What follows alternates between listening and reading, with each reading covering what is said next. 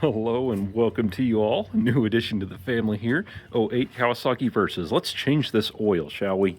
I wasn't planning on doing it quite yet. However, I had a little accident and it kind of spilled all over my pants. So this is 2 quarts of, 2 quarts of 10W40 motorcycle oil.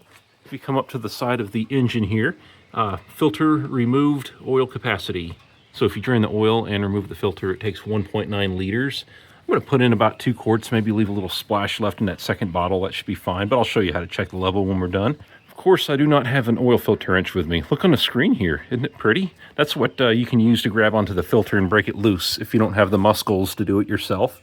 The filter is located right here, right next to the exhaust, and you can just grab onto it without having to pull any of these panels off. And if you look down here, here is the, where are you? Oil drain plug right here.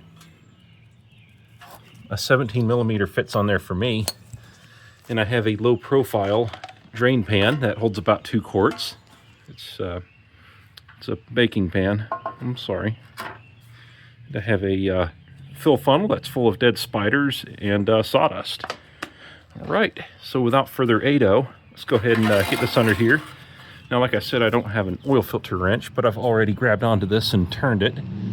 In theory, you should be able to do that. However, if somebody didn't lube the seal before or gorilla'd it on, you're not going to be able to.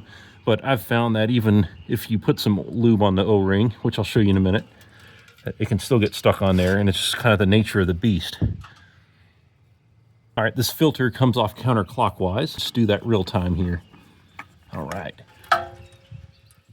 There she is. I'm going to wait for that to drizzle. I do have a stippa. Here's a number for you. This should be the exact same engine setup as a Ninja 650 or a Z650, except, on a Ninja you might need to take more stuff off. Don't get any piece of plastic down in there. Oh my goodness gracious. Don't blow away now. I'm going to get a film of clean oil and put it on that seal. All nice and wet. I'm going to go ahead and wipe its mating surface now. Get it all nice and clean. Stick the filter on here. See the threads in the filter? You want to mate them to the threads on the block there on that spindle. Another thing you can do is grab onto it, make sure the spindle's not loose or anything like that. All right, loosely thread it on. Don't cross thread, just feel the threads kind of grab. Okay, there we go.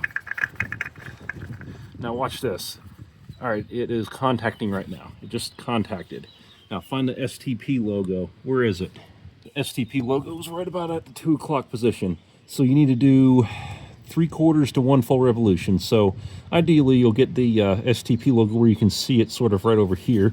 That'll be 3/4. That's ideal from what I've learned.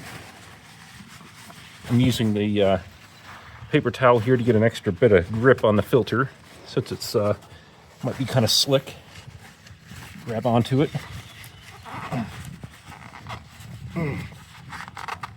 There we go, nice and snug. Nope. Oh, that's perfect. See where the STP logo is? That's exactly where I wanted it to be. I'm going to go under here with the paper towels and wipe it off the exhaust, which I should have put some cooking foil over here first just to prevent it from draining right on the exhaust. Now it's going to smoke a little bit. But basically, I'm going to just get any little bit of oil I see from the engine and the exhaust because I don't want anything to drip back onto the tire or, blow with the wind back onto the tire there. All right, now I'm going to get my 17 millimeter tray socket here on a ratchet. Come up under the back of the bike here and right here. Apologies for the delay. This is the first time changing my oil on my new bike here, so counterclockwise brakes are loose. I recommend using 2 hands on that. All right. Most likely there's going to be a crush washer on that, so let's inspect the crush washer for wear. And of course, I don't have one. I'm going to, in the description below, guys, I'm going to put some links for you, for some oil and a filter. I'm going to try to find the best deal on Amazon for some of those, so just save you guys money there. All right. So another thing is, as this drains, wow, that is a long plug. There we go. All right, so as it drains, when it comes to a dribble, you're going to want to stand the bike straight up and wait for it to come to a dribble again, because when you stand the bike straight up, it's going to leak some more oil out. All right. Yeah, there is no crush washer on this thing. Interesting. All right, boys, I did just spend $4 in gas to go back to work and get another washer. This one I actually had in my toolbox. Some of you may recognize it. It's for a Toyota. I mean, you might recognize the blue crush washer there. Anyway, it looks to be a perfect fit, so I'm going to use that. However, I am going to stand the bike up straight first to get any last dribbles of oil out of there. Okay. Grab that and pull on over. Can you grab that for me? There you go. All right. She dripping? A little bit. I'm gonna wait for that to stop. See where we're at. Getting close. It's almost at a broken stream. When it starts dripping, I'm gonna stop. All right, let's go ahead and get going here, shall we? I'm gonna get my drain plug and insert it. However, I'm gonna wipe its anus first. Okay. Right where it goes. You don't want any dirt or debris up in there. I'm sorry if I'm annoying. Do you hate me? Come on, there we go. That's a perfect view. I wish I would have known about that before I took the plug out to begin with, because that really gets it all in focus. All right. Turn it to the tightening direction, and righty-tighty, lefty-loosey. That ought to do it. Fill the crush washer, crush a little bit, and you're good to go. Wipe it a little more. Take a look under there, make sure there's no oil mess anywhere. And now you're going to want to add the oil. There, right here, this old girl, this old thirsty girl. Oh my goodness. Oh my goodness gracious. Oh, okay. Ow. Always check for debris. Okay. Insert it into the hole. I'm going to pour my liquid down into it. Oh no. No! Glug, glug, glug, glug, glug, glug. All right, I busted open bottle number 2 and stopped wind. I may have lost 0.1 quarts on the ground there. No, not probably not. I mean, you know how we discussed earlier that this takes 1.9 quarts with the filter change, so I need to save 0.1 quarts, so that's 3.2 ounces, 10% of a quart.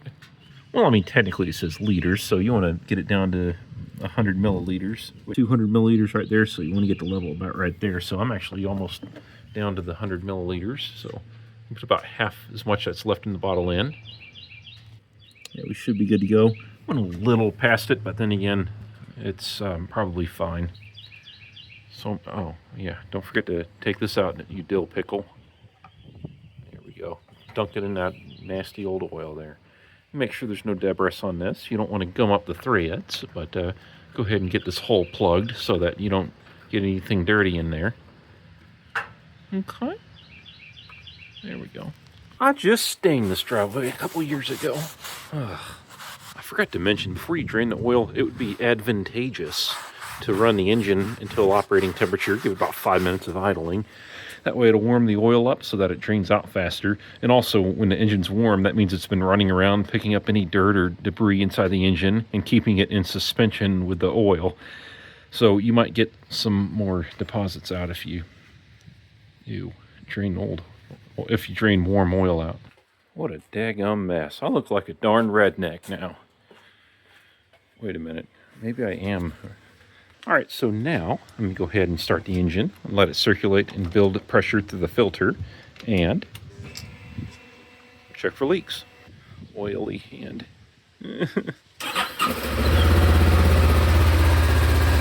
Make sure that oil pressure light goes off pretty quickly.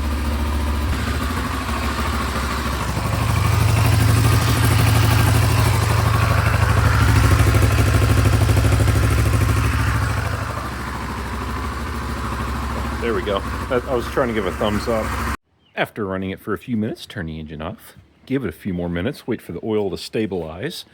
Come down here, identify the sight glass right here. Grab the handlebars carefully with your nasty hand. You might want to cinch onto the brake a little bit and grab on back here. There we go. You want to make sure that this is level in the sight glass. And as you can see, it's between the min and max dots on the left right here. You see that dot right there and that dot right there. It's supposed to be close to the top dot, which is the max dot, which we are good to go there. Look how clean that oil is. That is gorgeous. That is a sight for sore eyes right there. All right. Happy riding. Happy videos watching. Bye.